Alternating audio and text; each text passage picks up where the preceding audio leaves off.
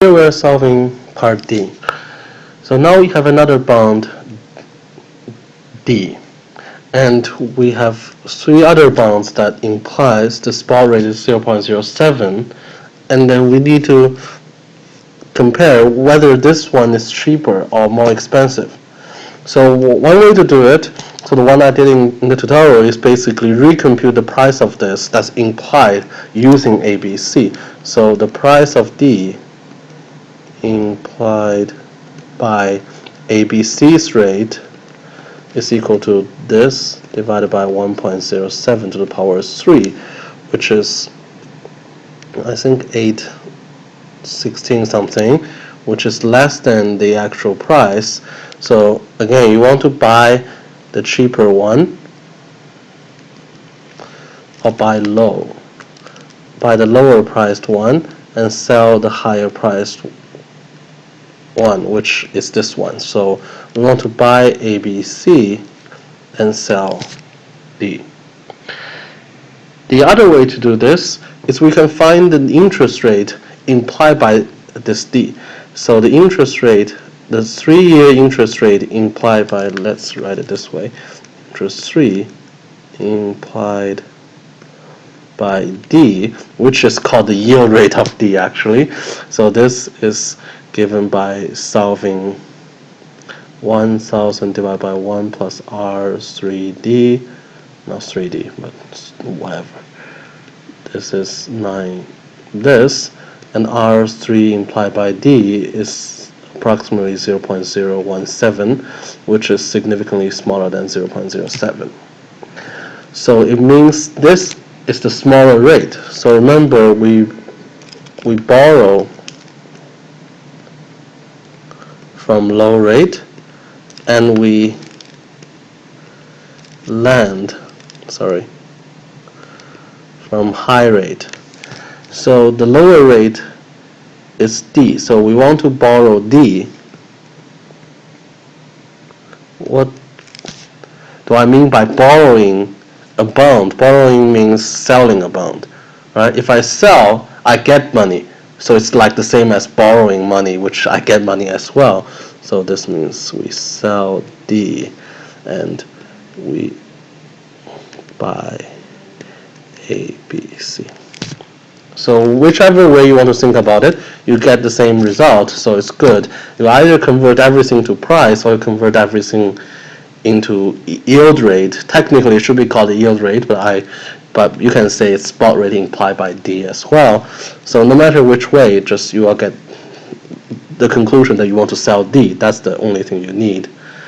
And then let's write down the equations. So sell D, we want to buy, say, X unit of A, Y units of B, and Z units of C. And then we need to balance the cash flows. So C2 and C3. So the question asks to make profit times 0. You can make profit at any time, but the question asks for at 0, so you need to balance the cash flow at time 1, 2, and 3. So let's write this down. So if you sell D is a 0 coupon bond, so you only get $1,000 at the end. Sell means you get money now, so you need to pay. This is okay. You sell 1 unit. Let's say 1 unit, and the price is this. So if you are buying X of A, so you need to pay now. So X times the price of A. Let me check the price. So A is 9.593, and then at time 1 you need to pay back $1,000, and there are X units of it. So let's rewrite it such that it looks like mathematics. And Y is minus 1,000, the price, 0.458Y, and then there is 5% coupon, so $50 coupon. So you get $50 Y here, you get 1050 Y here.